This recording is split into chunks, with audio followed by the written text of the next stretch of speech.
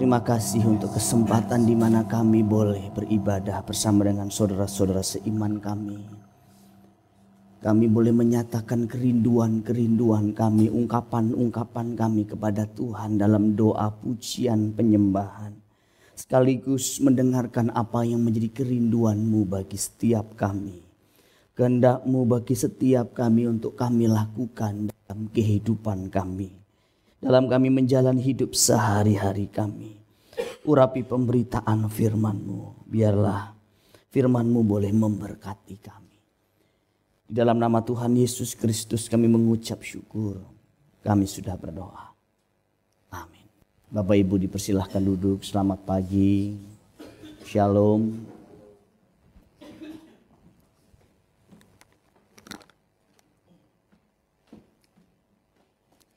Bapak Ibu saudaraku sekalian, sebelum saya menyampaikan firman Tuhan, saya akan memperkenalkan 3 mahasiswa dari STT BNW yang saat ini bersama dengan kita. Dan salah satunya adalah adik saya sendiri, Warsi, yang ada di belakang. Kenapa duduknya di belakang? Kenapa tidak duduk sama-sama temennya? Kemudian ada yang sini namanya Indah ya. Namanya Indah. Kemudian dari Nias ya, Indah ya. Satu lagi namanya kalau tidak salah kemarin Marilina. Benar tidak? Merlian.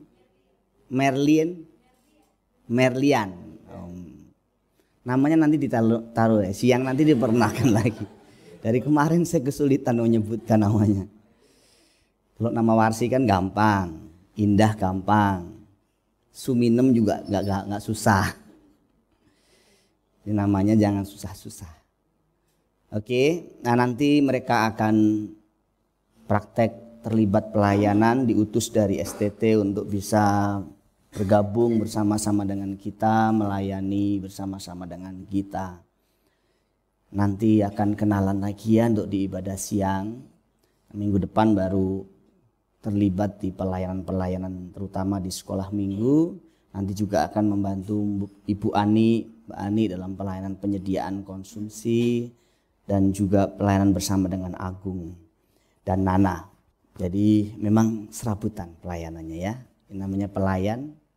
Pelayan kan tidak boleh bilang sama majikannya, bilang aku nggak mau pelayanan, aku nggak mau cuci piring, aku maunya masak. Kalau majikannya suruh cuci piring, ya cuci piring. Kalau majikannya suruh kita masak, ya masak. Siapa majikan kita? Majikan kita adalah Tuhan Yesus. Gereja pelayanan hanya satu media untuk kita mengabdi, menemukan tempat di dalam pelayanan kita. Di luar, di masyarakat pun kita melayani.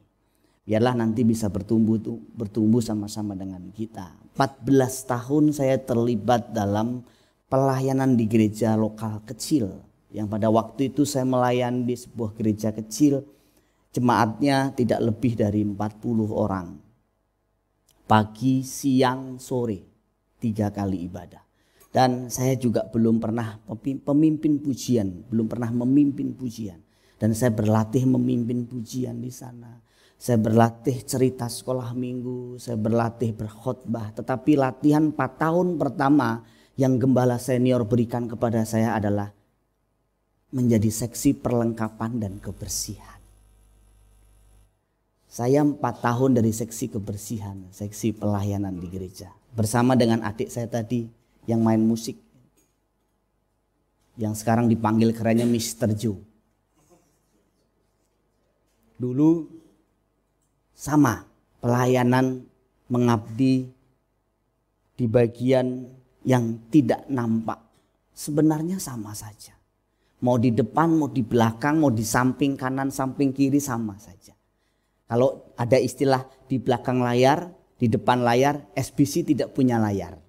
Semuanya sama saja.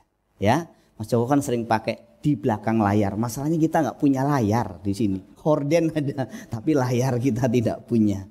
Ada juga yang sering menggunakan istilah jaga kandang. Masalahnya SBC nggak punya kandang juga. Baik, saya akan melanjutkan pembahasan dalam eksposisi Injil Matius dan hari ini sampai seri ke-142 saya memberi judul khotbah saya, Tolong Jangan Ganggu Hidupku. Kita sudah belajar dalam kesempatan sebelumnya, kalau tidak salah berarti lewat 2 minggu ya, kita sudah belajar mengenai alasan mengapa Yesus menyingkir. Alasan mengapa Yesus perlu waktu-waktu menyendiri. Dalam Matius pasal 14 ayat 13 kita sudah membahas sedikit kemarin. Saya akan mereview buat kita sekalian karena ini ada kaitannya dengan apa yang akan saya sampaikan. Setelah Yesus mendengar berita itu, menyingkirlah ia dari situ dan hendak mengasingkan diri dengan perahu ke tempat yang sunyi. Tetapi orang banyak mendengarnya dan mengikuti dia dengan mengambil jalan darat dari kota-kota mereka. Setidaknya ada 3 alasan mengapa Yesus perlu waktu menyendiri yang sudah saya jelaskan beberapa minggu lalu. Yang pertama, Yesus perlu membesarkan hati murid-muridnya. Kematian Yohanes Pembaptis adalah satu situasi yang tidak mengenakkan bagi murid-murid. Di mana ada duka cita, di mana ada kematian, di situ diperlukan pelayanan membesarkan hati. Kalau ada orang yang saudaranya dipanggil pulang, pendetanya dipanggil pulang ke rumah Bapa.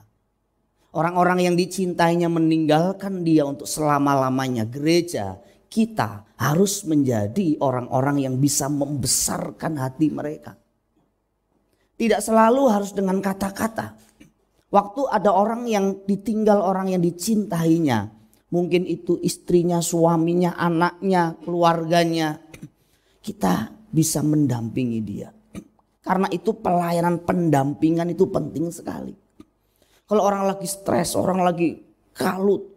Orang yang dicintai, orang dikaguminya meninggal dunia. Yang diperlukan adalah kita bisa hadir di sampingnya. Kita bisa duduk di sampingnya. Mungkin tidak banyak bicara, tapi kita membuktikan, kita menunjukkan bahwa aku ada bersamamu. Engkau tidak seorang diri. Nah, salah kalau gereja itu misalnya pelayanan-pelayanan seperti ini tidak diutamakan. Orang kalau pelayanan di mimbar seperti ini seneng, giat, latihannya juga habis-habisan. Tapi bagaimana dengan pelayanan kedukaan? Mungkin di sana kita tidak menyiapkan alat-alat musik, tetapi kita menyiapkan hati kita untuk duduk di sampingnya, memegang tangannya dan berkata, saya ada bersama dengan kamu. Saya turut sepenanggungan. Dan itu yang sebenarnya hendak Yesus lakukan. Kenapa? Karena beberapa murid Yohanes Pembaptis adalah murid Yesus sendiri. Jadi dia kehilangan juga mantan gurunya. Dia kehilangan orang yang paling dicintainya. Jadi ini bicara mengenai waktu-waktu di mana Yesus ingin membesarkan hati para murid. Yang kedua yang saya sampaikan minggu lalu, Yesus sebagai manusia biasa, 100% manusia. Karena dia mengosongkan kealahannya, dia juga merasa letih. Dia merasa kelelahan fisik yang luar biasa dan perlu istirahat sejenak. Kita membaca dalam Matius pasal 8, kita menemukan bahwa Yesus pernah tertidur di buritan kapal. Kenapa? Karena memang dia kelelahan luar biasa. Pelayanan yang begitu full fisiknya. Mau tidak mau menuntut istirahat. Dan memang dia perlu istirahat. Itu sebabnya di waktu-waktu setelah dalam perjalanan dia sesempatkan untuk tidur di buritan kapal. Kalau sekarang mungkin tidur di mobil, tidur di pesawat, tidur di kereta. Penting sekali kita menyiapkan, menyisihkan waktu-waktu walau cuma 30 menit. Walau cuma 10 menit membaringkan kepala kita, tubuh kita untuk rehat, untuk istirahat. Untuk memulihkan kesehatan kita. Dan untuk sekedar mengisi perut dirinya dan para muridnya yang sepanjang hari belum sempat menikmati makanan. Kita bisa melihat itu dalam Markus pasal 6 ayat 31. Dikatakan di sana lalu ia berkata kepada mereka, marilah kita ke tempat yang sunyi supaya kita sendirian dan beristirahatlah seketika. Sebab memang begitu banyak orang yang datang dan yang pergi sehingga makan pun mereka tidak sempat. Pelayanan yang begitu padat membuat mereka tidak sempat walau untuk makan. Itu sebabnya wajar kalau Dia berkata kepada murid-muridnya, ayo kita menyendiri dulu. Ayo kita ngambil waktu untuk bisa istirahat sebentar dan mengisi perut kita. Dan di mana ada pelayanan yang begitu ekstra padat, di situ diperlukan ekstra makanan bergizi. Itu sebenarnya. Cuman yang kadang-kadang kita mengerti, banyak hamba Tuhan pelayanannya begitu full tapi makanannya tidak menunjang. Itu terjadi waktu saya sekolah Alkitab. Kadang-kadang kalau saya ingat di sekolah Alkitab itu ya, waktu kita tinggal di asrama, kita mau jalan sarapan aja lemes. Karena kita sudah membayangkan menunya. Menu sarapan pagi itu adalah tempe orek dan itu kekal abadi. Tidak dirubah-rubah sampai saya sudah tidak di sana lagi. Tetap masih tempe orek. Dan itu diadopsi oleh Mbak Ani kayaknya. Tempe orek itu sehat. Tapi sudah bisa bayangkan kalau selama hampir 5 tahun atau 6 tahun di asrama dan kemudian yang dilihat itu adalah tempe orek tiap pagi. Dan kalau siang makan itu sayurnya itu bening sekali, jernih sekali. Sampai kepala kita kelihatan. Saking jernihnya. Puji Tuhan kadang-kadang ada telur dadar. Tapi kadang-kadang kalau sudah sore, makan sorenya tidak ada telur dadarnya lagi. Jadi sepanjang hari itu kita lemes. Kenapa? Karena kurang gizi. Tapi puji Tuhan ada gizi rohani yang diberikan terus melalui firman, melalui doa puasa. Itu gizi atau tambah kurang gizi lagi. Tapi puji Tuhan ya sanggup kita bisa melewatinya. Jadi kita kadang-kadang memang perlu waktu-waktu untuk istirahat. Memang hanya untuk istirahat sebentar. Jangan kelamaan istirahat juga ya. Kita sudah bahas 2 minggu lalu. Ada orang yang terlalu banyak istirahat, terlalu banyak tidur, juga gak sehat, gak baik. Tidur siang itu kan kalau diperlukan memang antara 30 menit sampai 1 jam ya. Mentok-mentok 1,5 jam. Kalau itu pun semalam kurang tidur. Kalau misalnya hanya tidurnya 2-3 jam malam. Tapi kalau malam sudah cukup tidur ya siang cukup 10 menit, 15 menit sudah cukup seger dan kembali lagi beraktivitas. Perut harus diisi, harus rutin, harus teratur pagi, siang, sore. Tetapi kadang-kadang orang seperti Tuhan Yesus dan murid-muridnya tidak selalu bisa teratur, situasinya begitu. Ya tidak heran saudaraku sekalian, saya berat sampai 43, itu waktu saya merit, 43 kilo. Bisa dibayangkan 43, sekarang saya 58. Nah silahkan bayangkan sendiri, tolong bayangkan sendiri. Jadi kalau saya di Taman Anggrek itu kan ada gedung yang tinggi. Terus kemudian saya jalan di sampingnya itu kan anginnya kencang sekali. Saya hampir ke bawah. Karena saking ringannya hanya berat tulang dan kulit. Tapi kita memang perlu Bapak Ibu sekalian. Karena saya melayani banyak orang. Kadang-kadang setelah makan cukup, istirahat cukup, kerohaniannya pulih kembali. Hubungan keluarganya pulih kembali. Orang marah-marah kenapa? Karena kurang tidur. Orang marah-marah kenapa? Terlambat makan. Tetapi nanti kita belajar bahwa sampai level tertentu Tuhan Yesus dan murid-muridnya harus terbiasa dengan hal-hal begitu. Nanti kita belajar. Akhirnya mereka tidak sempat makan, tidak sempat istirahat. Kenapa? Waktu sampai ke tempat tujuan, orang sudah kumpul, orang sudah nunggu dia. Bukannya makan malah dikasih tugas kasih makan mereka. Berapa orang? 5.000 orang. Bolehlah. Sesekali kita ini diganggu ya. Sesekali kita diusik di wilayah-wilayah seperti itu. Kemudian alasan yang ketiga yang sudah saya sampaikan kemarin adalah Tuhan juga perlu waktu untuk berdoa. Yesus perlu waktu untuk berdoa, menyendiri bersama dengan Bapaknya. Di sana dia mendapatkan kekuatan yang baru. Nah kalau orang Kristen pelayan Tuhan, waktu berdoanya tidak punya, waktu menyendiri bersama dengan Tuhan tidak punya, hanya tunggu waktu saja, engkau akan hangus terbakar. Engkau akan kelelahan, engkau akan kepahitan. Kepahitan sama siapa? Kepahitan sama Tuhan, kepahitan sama gereja, kepahitan sama teman-teman seiman. Dan orang akan kepahitan juga dengan kamu. Karena orang-orang yang tidak banyak berdoa, tidak banyak duduk di kaki Tuhan, cenderung akan, orang Jawa bilang, gerasa gerusu, nggak sabaran, panikan, nggak tentram hatinya. Nah, orang yang tidak tentram hatinya ini bisa berbuat apa saja. Itu sebabnya kita perlu waktu-waktu menyendiri seperti yang Tuhan Yesus lakukan. Nah, Bapak Ibu Saudaraku sekalian, apa yang terjadi kemudian? Ternyata mereka tidak sempat istirahat. Mereka tidak sempat untuk menikmati makanan, mereka tidak sempat berdoa. Yesus tidak sempat membesarkan hati murid-muridnya. Dalam hidup ini ada agenda-agenda yang memang kita susun, kita rencanakan. Tetapi kadang-kadang seolah-olah Tuhan minta agenda-agenda yang sudah kita susun, kita rencanakan tersebut, Tuhan minta sewaktu-waktu. Tuhan kacaukan supaya kita tidak mempertuhankan agenda kita. Supaya kita hanya mempertuhankan Dia yang kita anggap sebagai majikan kita. Nah, ini wilayah yang paling sulit. Begini, kalau kita melayani seperti ini gak sulit. Pagi kita sudah siap persiapan, sarapan. Kita sudah punya jam pelayanan pagi sampai siang atau sampai sore ataupun mentok sampai malam. Besok kita istirahat atau besok kita beraktivitas kembali dengan jam-jam yang sudah formal.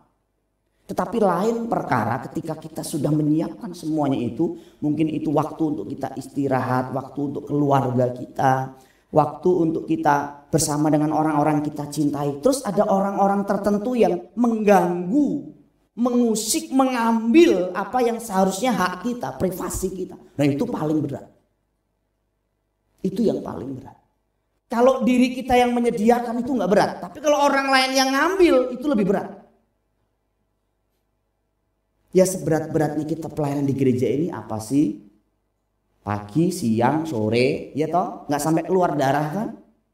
Nggak sampai dipukulin sampai mati kan? Waktunya makan juga makan, ada sarapan pagi disediakan, makan siang disediakan, makan sore disediakan. Apa sih beratnya? Kalau saya mau ngomong, ini tidak lebih berat daripada orang-orang yang pelayanan di daerah sana. Yang jalan 3 hari, 4 hari untuk menempuh suatu perjalanan untuk dia bisa pelayanan ketemu orang-orang. Kita masih enak pelayan di tempat yang ber-AC. Yang berat itu ketika kita praktek sangkal diri, pikul salib di waktu-waktu itu privasi kita, itu uang-uang kita, itu waktu-waktu kita, tenaga-tenaga kita diambil sama orang. Ya, mau nyimpen sebentar, mau nyimpen dikit, orang butuh. Tuhan bilang, ayo serahkan. Itu yang sakit. Lagi mau istirahat sebentar. Ada orang butuh, pelayanan orang butuh waktu kita. Nah, itu yang susah, itu yang berat. Biasanya kita marah, kita ngamuk. Waktu jam istirahat kita diganggu. Waktu jam makan kita diganggu. Waktu privasi dengan anggota keluarga kita diganggu. Biasanya begitu. Kita marah, kita emosi. Kita harus jujur itu. Tetapi hari ini kita mau belajar bagaimana Yesus tidak merasa direpotkan, tidak merasa diganggu ketika dia sampai tujuan, orang-orang sudah kumpul, ribuan orang sudah kumpul. Minggu lalu saya sampaikan kenapa Tuhan Yesus itu menggunakan perahu, padahal kalau dia jalan kaki, jalan memutar, itu lebih singkat jaraknya. Kenapa? Karena Tuhan Yesus perlu waktu istirahat di perahu. Dia nggak perlu harus mengeluarkan tenaga lagi untuk jalan kaki. Itu sudah saya singgung juga. Kadang-kadang orang refreshing keluar kota. Katanya acaranya refreshing, tetapi berubah jadi stressing. Kenapa? Karena macet. Capek. Belum keluar duitnya habis-habisan. Berangkatnya sih tertawa-tertawa. Di mobil arah pulang sudah mulai keluar air mata.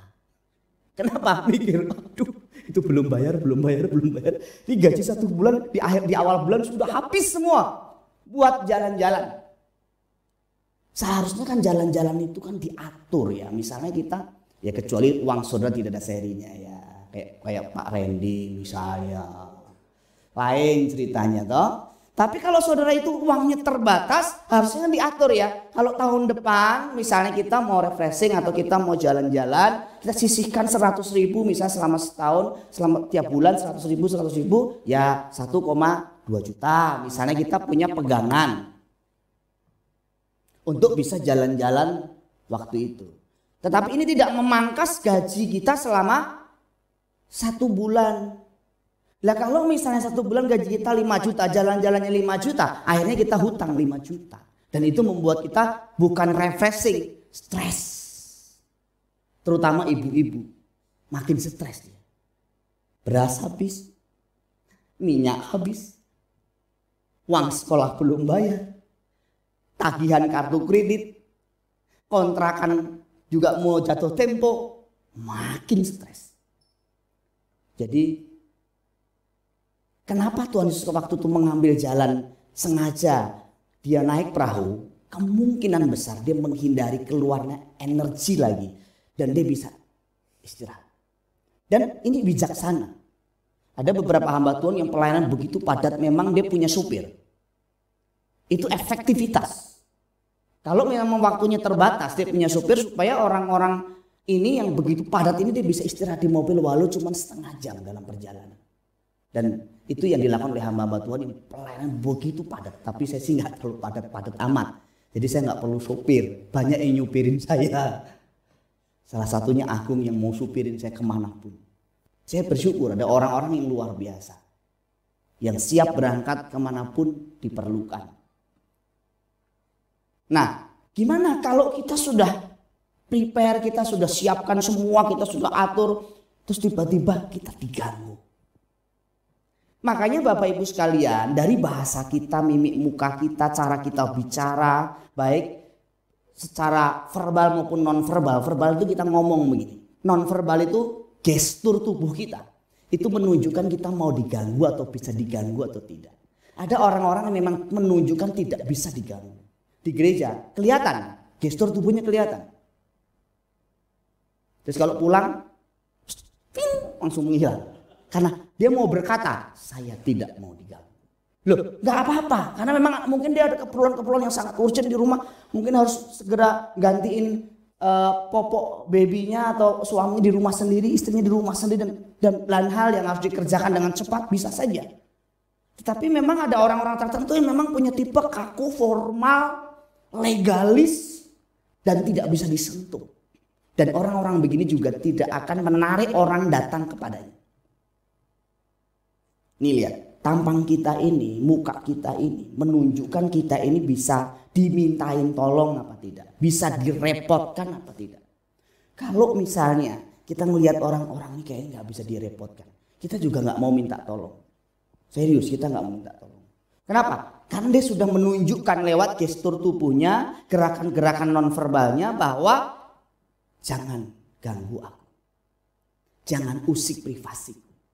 Misalnya dia punya jam-jam tertentu yang nggak bisa ditemui, harus formal lewat ini. Ada orang-orang begitu.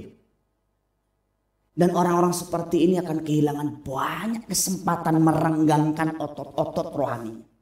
Sifat egoisnya tidak akan pernah luntur, malah makin tinggi. Egonya akan terus naik.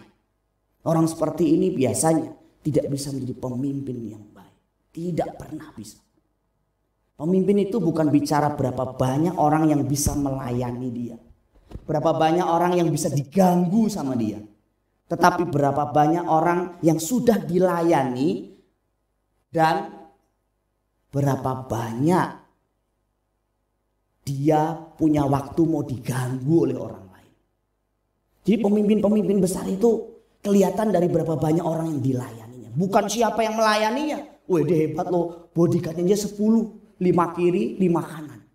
10 lo keren lo, pemimpin besar. Bukan, dia bukan pemimpin besar. Pemimpin besar lo, masa pakai sepatu aja dipakein lo sama stafnya. Hebat ya pemimpin besar ya. Dia tidak pemimpin besar, dia sangat kecil. Pemimpin hebat lo, dayangnya di rumah 5. Dari mulai buka pintu, buka kamar, nyiapin tempat, nyiapin kasur, sampai tempat, sampai makanan. Dia bukan pemimpin besar, dia manja, dia bosi. Tuhan Yesus tidak begitu. Waktu kita rela diganggu, kita rela direpotkan, kita berlatih jadi pemimpin besar seperti Tuhan Yesus.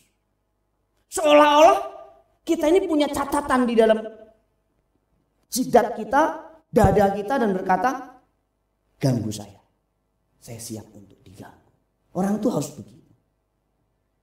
Dari cara saudara membalas di grup, dari cara saudara bicara kepada saya, dari cara saudara komentar-komentar, saya tahu. Saya tahu tipe seperti apa saudara. Ada orang-orang yang membuat pagar yang begitu tinggi dalam hidupnya. Seolah-olah berkata, jangan usik saya. Jangan ganggu saya. Saya mau sendiri ya sudah. Kalau kamu mau sendiri, saya kasih kesempatan kamu sendiri. Memang ada waktunya juga saya mau menyendiri bersama dengan Tuhan. Seperti yang Tuhan Yesus ajarkan. Saya perlu waktu berdoa, saya perlu waktu istirahat, saya perlu waktu persiapan. Tapi saya membuka diri saya selebar-lebarnya. Ini saya, ganggu saya. Ganggu keuangan saya.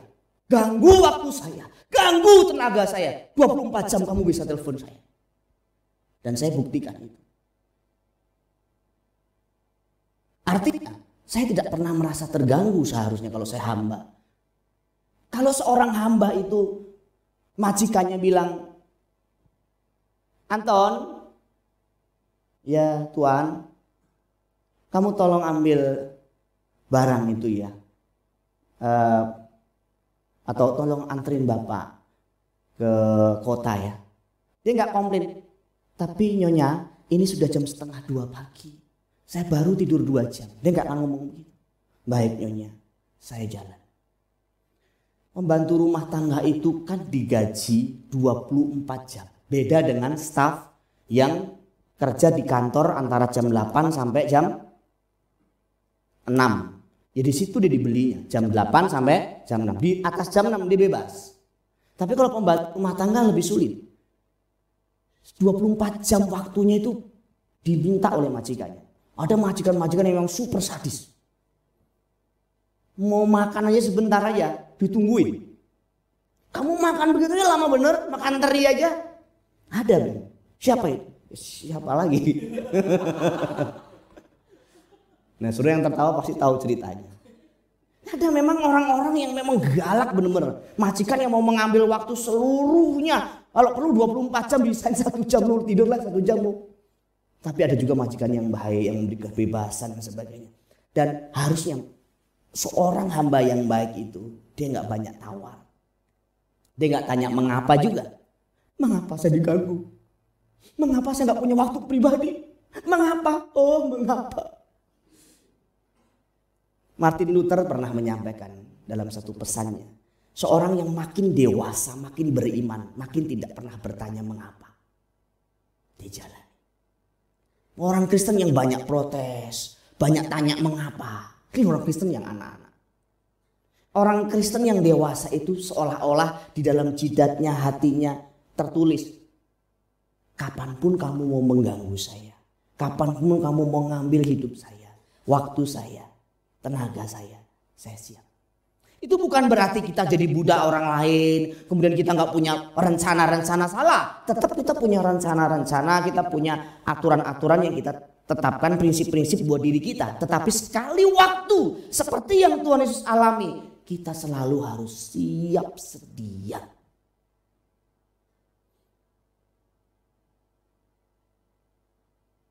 Kalau kita belum bisa disebut pelayan Tuhan. Belum. Kita pelayan gereja, ya. Pelayan Tuhan belum. Pelayan gereja juga ada 2 jenis. Mereka yang melayani karena dijadwal. Dan mereka yang melayani karena betul-betul telah mengerti prinsip melayani dengan benar. Kalau saya melayani hanya karena saya dijadwal. Kalau saya nggak dijadwal, saya nggak pelayanan. Mau lihat barang kotor, mau lihat piring kotor, mau lihat ini AC nyala semua nggak ada orang. Ya biarin aja, ini bukan urusan saya. Tetapi kalau kita jiwa pelayan, kita merasa memiliki ini rumah-rumah saya, tempat saya beribadah. Ini kenapa AC nyala semua nggak ada orang. Ini orang pada kemana ya? Ya sudah aku matiin, tik tik tik tik. Aku pastikan lagi. Kalau kita ke toilet dan kemudian waktu kita mau mulai melakukan tugas alami kita, di sana ada yang mengambang, kemudian kita pergi, harusnya kita bersihkan, kita flush, kita bersihkan, kita gosok semua. Kita pastikan waktu kita keluar toilet itu, ruangan toilet itu bersih dan wangi. Setelah kita keluar, orang lain masuk, kita pastikan juga waktu orang lain masuk itu enggak jadi korban kita. Karena ada orang kan kalau habis dari toilet dia nggak memastikan sehingga orang yang masuk setelah kita jadi korban. Kita tadi mungkin balas dendam. Oh saya juga korban tadi kok. Jadi saya bikin orang korban juga. Ya seharusnya kita mulai tumbuh dewasa. Nah kita lihat di dalam Matius pasal 11 ayat 14 sampai 16. Ketika Yesus mendarat ia melihat orang banyak yang besar jumlahnya. Maka tergeraklah hatinya oleh belas kasihan kepada mereka. Dan ia menyembuhkan mereka yang sakit. Menjelang malam murid-muridnya datang kepadanya dan berkata, tempat ini sunyi dan hari ini sudah mulai malam. Suruhlah orang banyak itu pergi supaya mereka dapat membeli makanan di desa-desa. Tetapi Yesus berkata kepada mereka, tidak perlu mereka pergi. Kamu harus memberi mereka makan. Wajar gak sih murid-murid bilang, guru suruh mereka pergi guru. Suruh mereka cari makan, kita tidak sanggup menyediakan makan. Wajar tidak?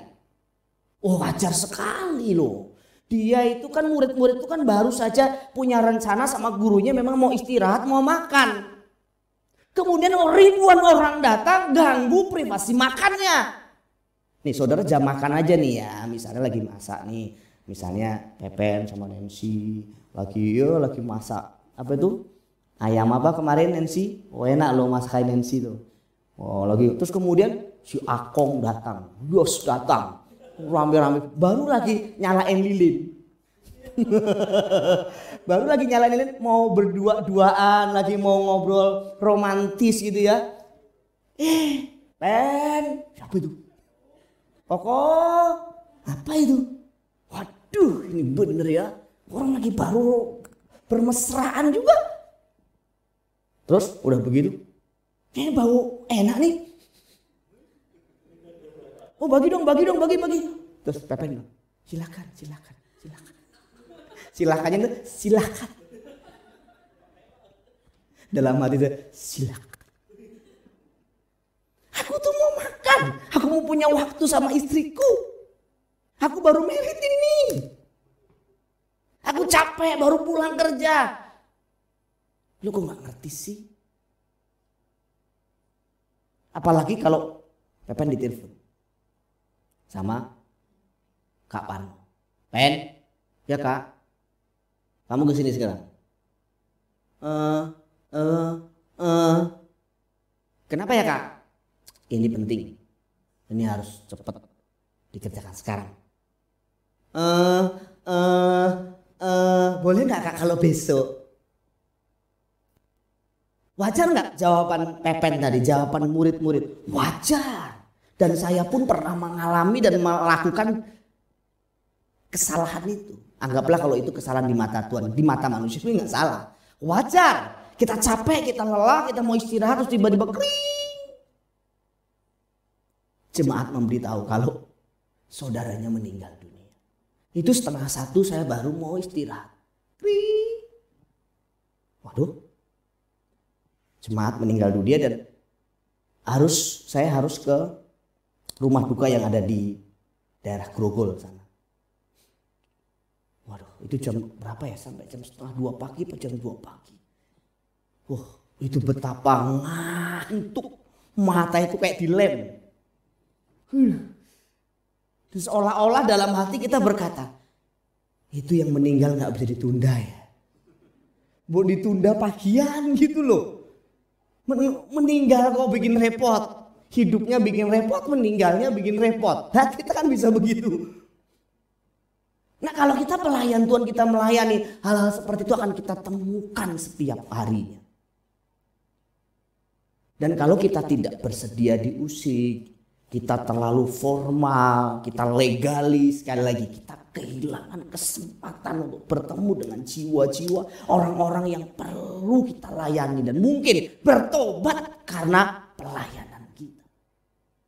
Orang berpikir banyak orang bertobat di mimbar, maaf di gereja lewat mimbar begini. Sedikit sekali orang yang bertobat lewat pelayanan mimbar. Ada, ini adalah training di mana firman disampaikan. Banyak orang bertobat justru dari kita menghadirkan mimbar di rumah kita, mimbar di masyarakat, di tempat kita bekerja. Waktu kita mendampingi mereka, waktu kita memastikan mereka tidak sendirian. Misalnya, saya ditelepon oleh seseorang, dulu anak murid saya yang sudah lama tidak beribadah di SBC, bahwa istrinya akan melahirkan. Loh, tiba-tiba di telepon saya istrinya akan melahirkan, ada di rumah sakit. Satu sisi saya berkata, kamu kan bukan jemaat yang saya layani lagi. Kenapa saya harus repot-repot? Tetapi hati kecil saya berkata, ini kesempatan untuk aku melayani dia. Karena dia membuka diri kembali untuk aku layani. Dan saat itu juga saya jalan dengan istri. Saya doakan, saya dampingi, saya temani. Ada ketakutan-ketakutan yang diceritakan, saya temani. Saya doakan. Penting sekali. Mungkin orang waktu jaya, orang waktu sukses, orang waktu sehat, dia kurang terlalu memperhitungkan pendampingan. Tapi buktikan kalau engkau sakit. Orang sakit itu yang paling dibutuhkan itu pendampingan. Minimal ada orang bawain buah. Minimal orang datang hanya duduk di sampingnya dan mijitin kakinya. Minimal orang datang dan memastikan bahwa dia baik-baik saja. Memberi kekuatan. Ya gak apa-apa. Gak masalah. Kadang-kadang orang kalau dalam kondisi tertentu tuh jadi melo. Tahu melo? Kayaknya tadinya kita kuat, tangguh. Tapi dalam kondisi tertentu kok jadi melo ya? Nah itu pernah saya alami waktu istri saya keguguran anak yang kedua. Itu umur berapa bulan ya? 2-3 bulan kalau tidak salah. Kan itu dulu bisa disebut adiknya Theo ya secara langsung. Udah seneng kan? Kemudian mengalami keguguran. Kan saya sebenarnya gak masalah. Ya sudah, Tuhan belum kasih. Gak masalah toh, kita jalani seperti biasa. Nah masalahnya banyak pesan isinya yang tabah ya Pak. Yang kuat ya Pak. Itu bikin melo tahu. Itu bukannya bikin orang kuat, bikin melo. Lebih baik sebenarnya ya sudah, itu juga penting. Temui, dampingi, ya, ajak ngobrol, pastikan bahwa kita bersama dengan dia. Apa yang bisa dibantu. Nah ini penting sekali. Orang-orang bisa tercelik matanya dari sini. Bukan dari kita khotbahi. Kalau kita punya teman-teman, kita punya orang tua, saudara-saudara di dalam hubungan terdekat kita di rumah, mereka bisa tersentuh bukan dengan kita bawain kaset pendeta tertentu, nih dengerin nih ya biar kamu bertobat. Belum tentu bertobat, marah ya. Tetapi kalau kita lihat kemudian dia kok wajahnya sedih, kayaknya banyak masalah, kemudian kita memastikan bahwa dia baik-baik saja dengan kita menawarkan bantuan misalnya. Apa yang bisa saya bantu buat kamu? Yuk kita jalan, kita makan yuk. Mungkin dengan itu kamu bisa cerita sama saya. Nah, orang tuh ketahuan sekali. Ada orang-orang pelit sekali soal-soal begini. Jangankan dia nawarin makan orang lain. Ya, dia makan buat diri sendiri aja pelit. Pelit bener. Dia makan buat diri sendiri saja. Itu dihitung-hitung, ini bedanya 1.000 ya. Ini beda 500 perak ya. Sayang nih. Memang sih kalau mau irit ya gak masalah. Tetapi ada orang benar-benar ya. Jangankan untuk berbagi dengan orang lain soal waktu, tenaga, uang tak terbatas. Diganggu sedikit saja waktunya. Dia ngamuk, dia marah. Diminta sedikit saja. Marah. Nah itu anak kecil. Perhatikan anak-anak kita. Jangan coba anak kita mainannya direbut. Jangan. Marah dia. Nah orang Kristen tuh banyak masih seperti itu. Gak mau waktunya diganggu. Gak mau privasinya diambil. mau ya hidupnya wajar aja lah, sudahlah ngikuti rutinitas saja lah. Jadi seringkali kan orang banyak berdalih ya,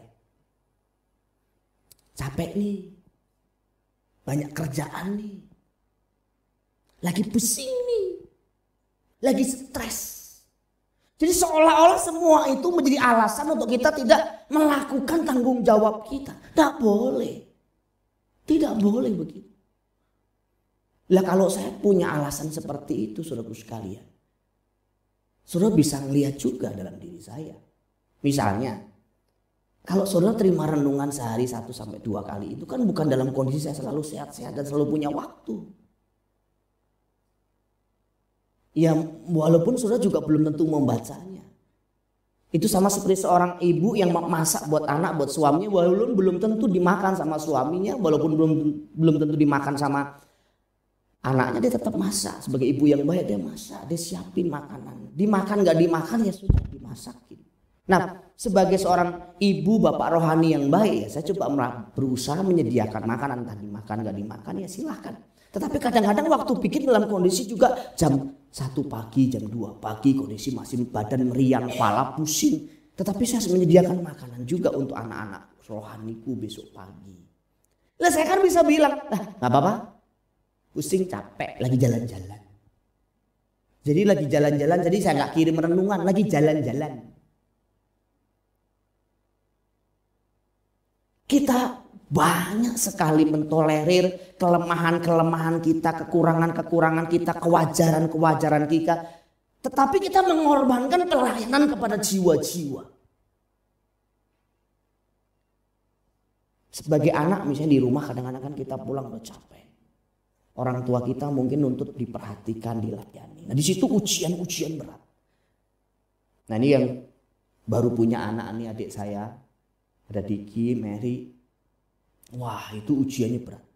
Pulang dari pelayanan atau pulang dari pekerjaan capek, lelah luar biasa, sampai di rumah bantu ganti popok. Anak nangis, baru mau kepala ditaruh. Gini kapan? Tapi ya cinta itu memang luar biasa, kekuatan cinta tuh ya. Waktu kita ngeliat anak kita walaupun capek luar biasa, itu bisa capeknya bisa keangkat. Wah, ini berlebihan nih pendeta kita. Kalau belum punya anak belum bisa merasakan.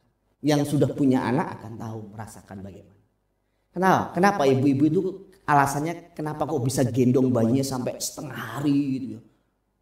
Kalau bapak-bapak gendong baru sebentar aja, aduh capek. Tapi kenapa ibu-ibu tuh bisa gendong sampai setengah hari, sampai kadang-kadang 1 harian full sambil masak, sambil ini. Saya tahu itu kekuatan cinta seorang ibu kepada anaknya. Tanpa kekuatan cinta nggak mungkin disambung. Itu hebat ibu-ibu. Jadi jangan pernah meremehkan emak-emak. Jangan pernah meremehkan ibu-ibu. Dan jangan pernah ngelawan sama ibu-ibu. Karena kalau ibu-ibu itu dulu mau berniat jahat ya. Ini anak dalam penglihatan saya. Ini anak nanti suatu hari akan memberontak. Wah, racun dari sekarang. Tetapi ibu-ibu kan gak ada yang begitu. Mau anaknya nakal, mau anaknya kayak gimana, dia susui. Dia kasih asinya. Dia cintai, diganti popoknya, dilayani sampai tengah malam, kadang dia bangun. Kadang nggak tahu tidurnya kapan. Baru mau ke WC, ke toilet, ditahan lagi. Aduh sudah sakit perut. Nah kalau nggak ada suami di rumah kan begitu. Masa babynya dibawa ke toilet, kemudian begini? Kan nggak mungkin. Mau nggak mau dia harus tahan itu. Loh saya ngomong begini. Ini untuk menggambarkan betapa perjuangan seorang ibu. Nah ketika suami pulang dan kemudian, Pak tolong gantikan aku sementara. Itu kan sama artinya dengan pelayanan seperti murid-murid Tuhan.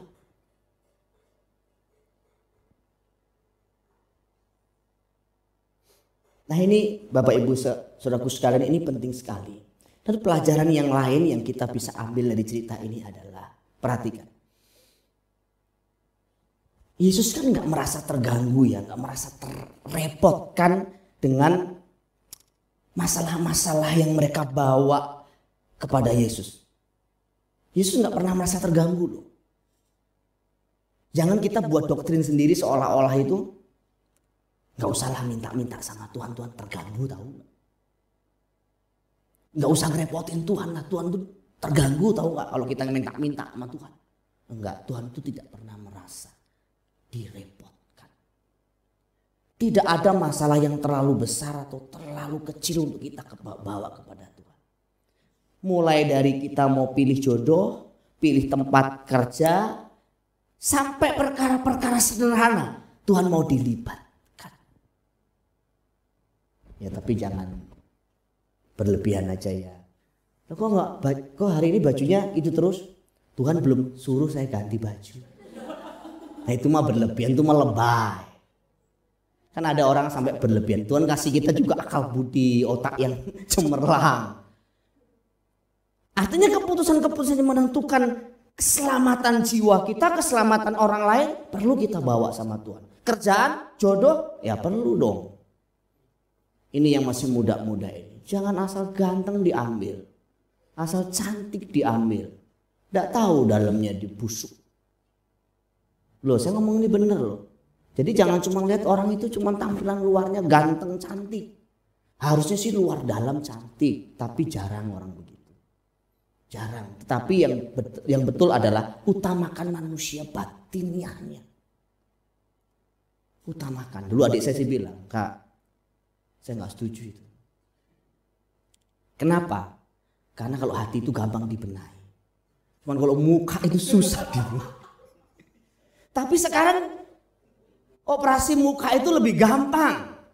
Tinggal punya uang bawa ke Korea, ke Thailand. Itu cepat. Tapi operasi hati lebih susah. Orang yang kikir, pelit, egois. Kamu nikah sama orang kikir ya, cowok-cowok nih ya, cewek-cewek ya. Nikah sama orang kikir, orang malas. Neraka kamu selamanya.